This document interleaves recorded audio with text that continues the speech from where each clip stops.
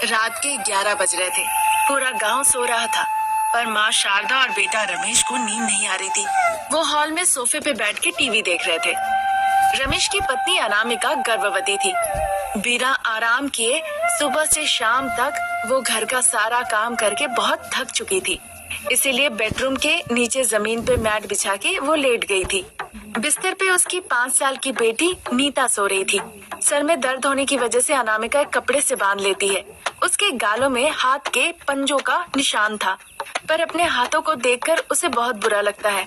वो मनी मन खुद से कहती है, हे ईश्वर, अगली बार जब जन्म दीजिएगा तो मुझे औरत मत बनाइएगा, ऐसा कि पुरुष रूप में भी जन्म मत दीजिएगा, मुझे जानवर रूप में जन्म दीजिएगा।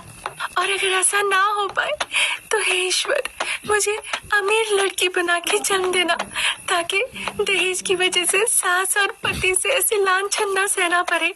रानी जैसी जिंदगी हो, जो कि जीवन में सबसे महत्वपूर्ण है। प्रार्थना करके अनामिका आंखें बंद करती है। थकी हुई अनामिका की आंखें बंद हो जाती है और वो धीरे धीरे सो जाती है। सोफे में बैठ के टीवी देख रही शारदा घड़ी की तरफ देखती है। उस वक्त घड़ी में 11:20 हो रहे थे। फिर माँ और बेटा हॉल से धीरे धीरे बेडरूम में जाते हैं, जहाँ पे अनामिका सो रही थी। बिस्तर पे नीता नींद में बेहोश थी। माँ और बेटा जाके ये भी जांच करते हैं कि अनामिका सच में गहरी नींद में है या नहीं।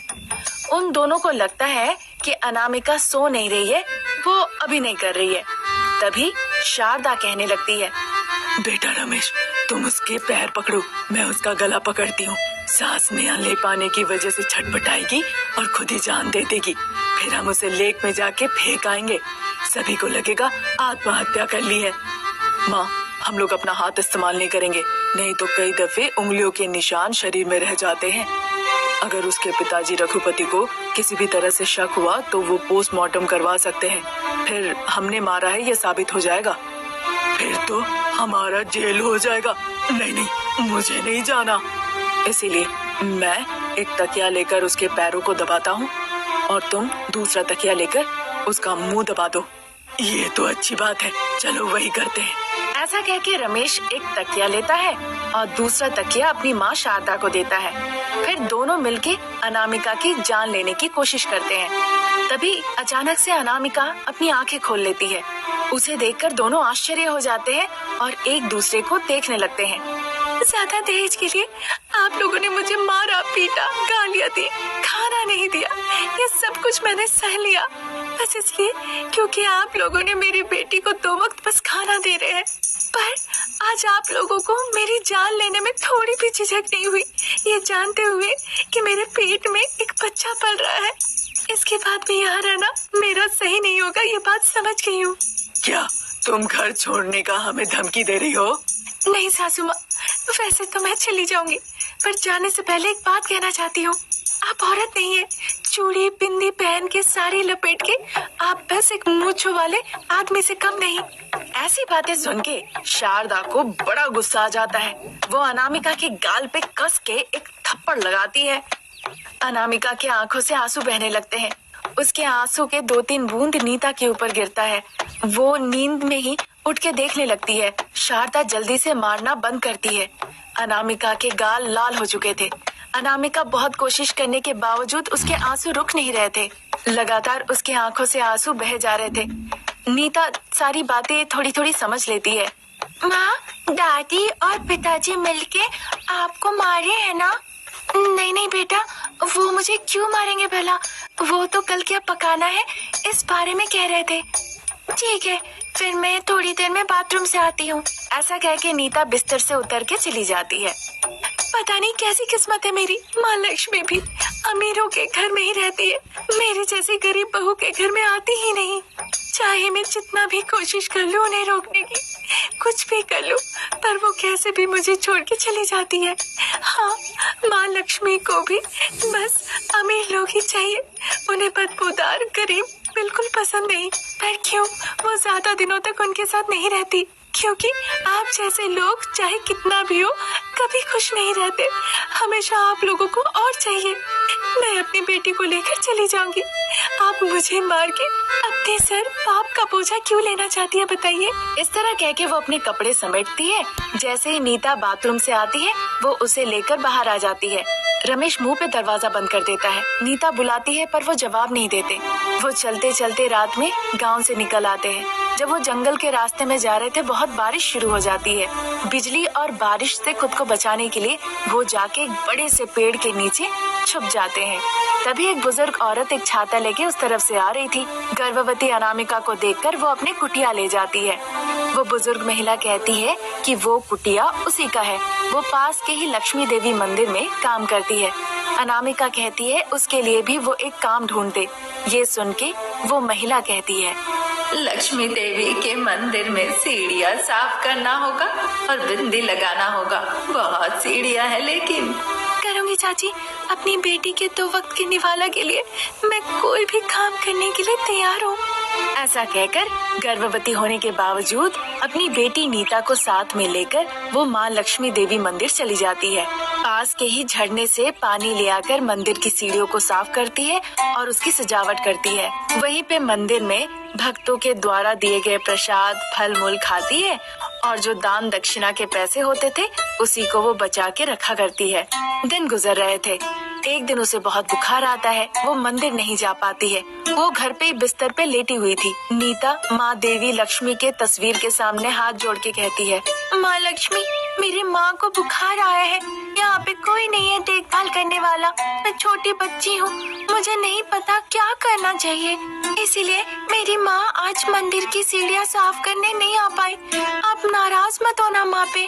प्रार्थना के दौरान माँ लक्ष्मी वहाँ प्रकट हो जाती है और एक नौकरानी का भेष लेके वो अनामिका का सेवा करने लगती है। अपनी शक्ति से वो अनामिका का बुखार गायब कर देती है। अनामिका आंखें खोल के देखती है। उसे लगता है कि माँ लक्ष्मी खुद वहाँ पर आकर उसकी सेवा की है। इसीलिए वो प्रार्थना में कहती है, मुझे माफ कर दीजिएगा देवी माँ, मैंने आपके बारे में गलत सोचा था। आपने आज साबित कर दिया, गरीब हो या अमीर सब आपके लिए एक है। बस हम आपको कैसे चाहते हैं ये बड़ी बात है। मुझे क्षमा कर दीजिएगा माँ। अपनी गलत शब्दों की वजह से वो देवी माँ से माफी मांगती है। देवी माँ उसे सोने से भरा हुआ एक घड़ा देती है जिससे वो अपनी जीविका चला सके और फिर वहाँ से अदृश्य हो जाती है। तब से अनामिका अपनी बेटी नीता का ख्याल रखती है और खुशी खुशी जीवन बिताती है। सूरज पश्चिम में अस्त हो रहा था। अंधेरा धीरे धीरे घेर रहा था। रमेश की बहन अंजलि अपना सेल फोन लेती है और छत पे चली जाती है। छत पे खड़े होकर वो अपने भाई रमेश का घर लौटने का इंतजार कर रही थी ताकि जब रमेश घर लौटे तभी उसे गली के अंत से ही वो छत से देख लेगी। वो नजरें टिकाई हुई थी गली में कि देखती है कि रमेश गली के रास्ते से होकर घर की तरफ आ रहा है। तभी वो भागते हुए अपनी माँ शारदा के पास हॉल में जाती है। माँ, भैया आ रहे हैं, तुम जाके उस महिला को कहो कि वो सो जाए। मैं जा रही हूँ कपड़े सुखाने के लिए। अरे हाँ, मैं तो उस बारे में भूल ही गई थी। ऐसा कह के शारदा हॉल से किचन की तरफ आती है। किचन में गर्भवती अनामिका थी जो रोते रोते खाना पका रही थी। उसे देखकर शारदा निष्ठुरता के साथ कहने लगती है, बहुत रोना धोना हो गया और बहुत खाना भी पका ली। बहू रानी, तुम्हारे पति मेरा बेटा घर लौट रहा है, जाओ जाके सो जाओ। और याद रखना, हमेशा की तरह उसे देखकर मुस्कुराना, कुछ मत कहना, नहीं तो मुझे पता है क्या होगा सासू माँ। कम से कम डर के मारे ही तुम तो दायरे में रहोगी, नहीं तो मेरा बेटा को अगर शक हुआ ना। अपनी बड़ी बड़ी आंखें करके शारदा उसे धमका के कहती है। अनामिका उसे देखकर बहुत डर जाती है। उनका वो भयानक चेहरा देखकर चुपचाप डर के मारे वो बेडरूम में जाके सो जाती है। ठीक उसी वक्त रमेश घर लौट आता है। घर लौट के पार्किंग करते करते वो देखता है कि उसकी बहन कपड़े सुखा रही है। जैसे ही उसे लगा कि भैया देख रहा है, वो तुरंत अपने हाथों को दबाने लगी मानो कि उसके हाथों में बहुत दर्द हो रहे हो। रमेश देखता है पर बिना कुछ कहे हुए वो घर के अंदर चला जाता है। रमेश के हाथ में लंच बॉक्स था। माँ, माँ। जब रमेश 1-2 बार मामा चिल्लाता है, शारदा अपना चेहरा लटकाते हुए धीरे धीरे अंदर से चल के बाहर निकल आती है। वो रमेश के हाथ से लंच बॉक्स लेती है और फिर अंदर चली जाती है। शारदा को देखकर रमेश को लगता है कि शायद वो बहुत ज्यादा थक गई हो। बेचारी मेरी माँ, दिन भर काम कर करके थक जाती है। बहन के भी हाथों में दर्द हो रहे हैं सारे कपड़े धो के सुखाने में। एक नौकरानी रख लेता हूँ, थोड़े पैसे लगते हैं तो लगने दो। यही सब सोचते सोचते वो बेडरूम में जाता है। देखता अनामिका बिस्तर में लेटी हुई है। वो नाटक कर रही थी सोने का, पर उसके आंखों में आंसू थे जो रमेश ने गौर नहीं किया। वो आकर कहने लगा, अनामिका उठो, अनामिका आज हमें 8 बजे तक चेकअप के लिए जाना है, पता है ना? मैंने ये बात माँ से कह दिया था। माँ ने तुम्हें कहा कि नहीं? उन्होंने कहा था जी, पर काफी वक्त था, ये सोचकर मैं थोड़ा लेट गई ऐसे। मैं 10 मिनट में रेडी होके आता हूँ। तुम चेकअप के कागजात लेकर तैयार रहो, ठीक है ना?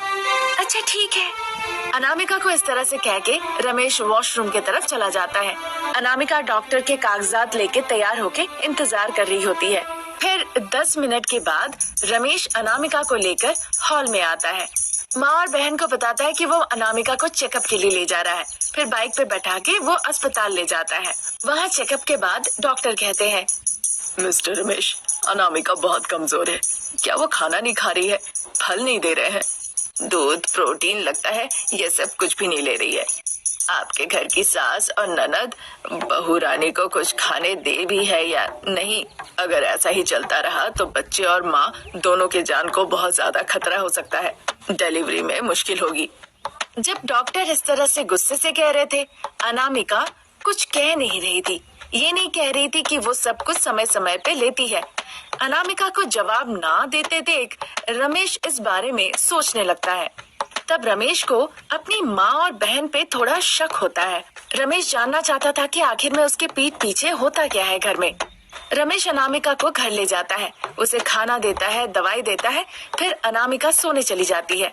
फिर रमेश डाइनिंग टेबल पे आता है और अपनी माँ और बहन के साथ बैठ के खाना खाने लगता है।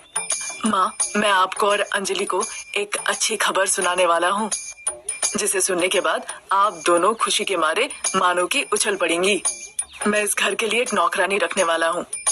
आपकी बहू रानी, आप, अंजलि, आप सभी को घर का काम करने में, खाना पकाने में बहुत दिक्कत होती है, इसीलिए मैं एक नौकरानी रखने वाला हूँ। ये सुनने के बाद माँ बेटी मानो दोनों डर जाती है और उसे घूरने लगती है। इस बात से कहने लगती है कि पैसे नौकरानी पे क्यों खर्च करना, वो पैसे अनामिका के दवाइयों पे खर्च करे। ये सुन के रमेश का शक और बढ़ जाता है। वो सच झूठ का पता लगाना चाहता था, इसीलिए एक दिन वो ऑफिस जाने का नाम करता है पर ऑफिस नहीं जाता है। पीछे के दीवार फांद के वो चुपके से घर के अंदर आके बेडरूम में बेड के नीचे सो जाता है।